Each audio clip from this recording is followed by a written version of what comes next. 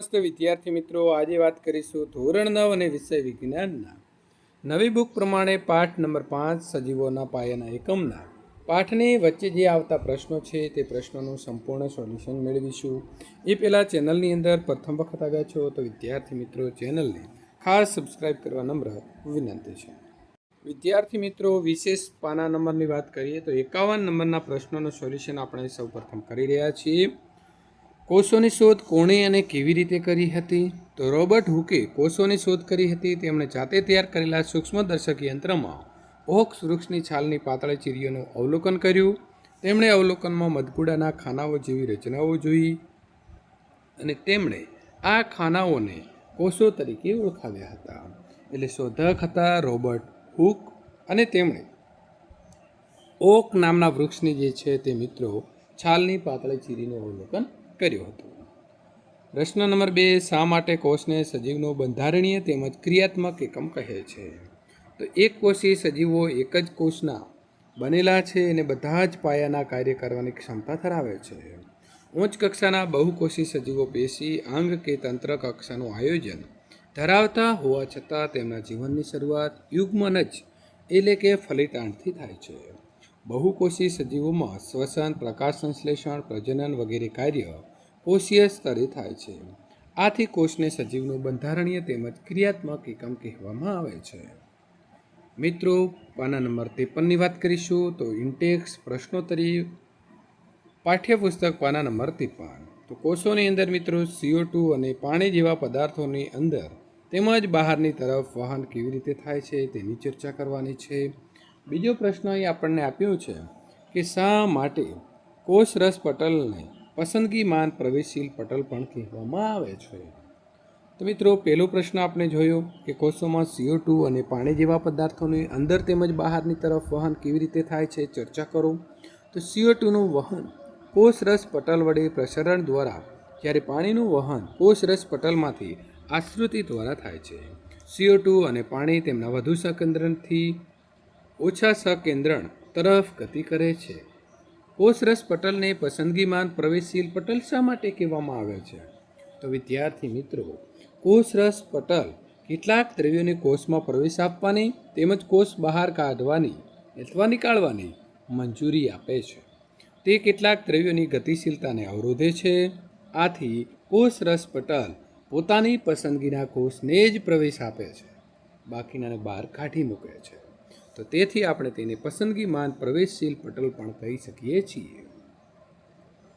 પ્રશ્ન નંબર મિત્રો પાના નંબર જે તમારા 55 ઉપર આપ્યા છે તેનો પહેલો પ્રશ્ન, નીચે આદિકોષ કેન્દ્રીય કોષ અને સુકોષ કેન્દ્રીય કોષનો તફાવત આપેલો છે, તેમાં રહેલી ખાલી જગ્યા પૂરવાની છે।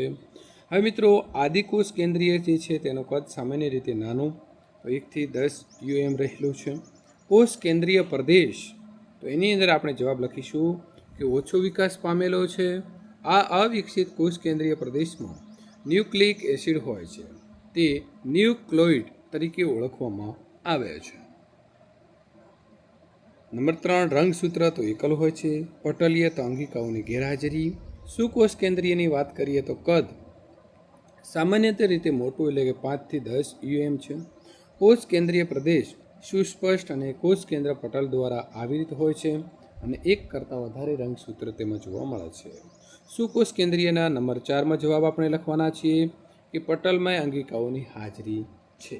તો મિત્રો, આપણે 2 નંબર ઉપર જે છે તે જવાબ અહીં આપણે આ લખવાનો છે અને 4 નંબર ઉપર માત્ર પટલમય અંગિકાઓની હાજરી છે તે લખીશું। પેજ નંબર 57ના પ્રશ્ન નંબર 1ની વાત કરવામાં આવે તો વિદ્યાર્થી મિત્રો, તમે અભ્યાસ કરેલી 2 અંગિકાઓના નામ આપો કે જે તેમનો પોતાનો જનીનિક દ્રવ્ય પણ ધરાવે છે। બીજો પ્રશ્ન એવો છે કે જો કેટલાક ભૌતિક કે રાસાયણિક કારણોસર કોષોનું આયોજન નાશ પામે તો શું થશે? નંબર 3, શા માટે લાઇસોઝોમ્સને આત્મઘાતી કોથળી તરીકે ઓળખવામાં આવે છે? અને નંબર 4, કોષોમાં પ્રોટીન સંશ્લેષણ ક્યાં થાય છે? તો મિત્રો, પહેલો પ્રશ્ન આપણો છે કે તમે અભ્યાસ કરેલી 2 અંગિકાઓના નામ આપો કે જે તે પોતાનો જનીનિક દ્રવ્ય ધરાવે છે। તો કણાભસૂત્ર અને હારિત કણ આવશે। પ્રશ્ન નંબર વિદ્યાર્થી મિત્રો 2, જો કેટલાક ભૌતિક કે રાસાયણિક કારણોસર કોષનું આયોજન નાશ પામે તો શું થશે? તો કોષ જીવવા માટે કાર્યક્ષમ રહી શકે નહીં અને લાયસોઝોમ તેનું પાચન એટલે કે વિઘટન કરી નાખશે. પ્રશ્ન નંબર વિદ્યાર્થી મિત્રો 3, લાયસોઝોમ્સને આત્મઘાતી કોથળી તરીકે શા માટે ઓળખવામાં આવે છે? તો જ્યારે કોઈ કોષ ઈજાગ્રસ્ત બને ત્યારે લાયસોઝોમ્સ તૂટે છે અને તે પોતાના પાચક ઉત્સેચકો દ્વારા કોષોનું પાચન કરી નાખે છે. આથી લાયસોઝોમ્સને આત્મઘાતી કોથળી કહેવામાં આવે છે. તો જ્યારે પણ પ્રશ્ન આવે કે આત્મઘાતી કોથળી કોને ઓળખવામાં આવે છે, તો લાયસોઝોમ્સ ખાસ મિત્રો તમારે યાદ રાખવાનું રહેશે. પ્રશ્ન નંબર 4, કોષની અંદર પ્રોટીન સંશ્લેષણ ક્યાં થાય છે? તો કોષમાં પ્રોટીન સંશ્લેષણ રિબોઝોમ્સની સપાટી ઉપર થાય છે. વિદ્યાર્થી મિત્રો, આ પ્રકારના પ્રશ્નોનું સોલ્યુશન, સ્વાધ્યાય પોથી, સ્વાધ્યાય, આ ઉપરાંત મિત્રો તમારા પ્રથમ અને વાર્ષિક પરીક્ષાના પેપર સોલ્યુશન મેળવવા માટે ચેનલને સબસ્ક્રાઈબ કરી તમારા મિત્રો સુધી આ વિડીયો શેર કરવાનું ભૂલશો નહીં.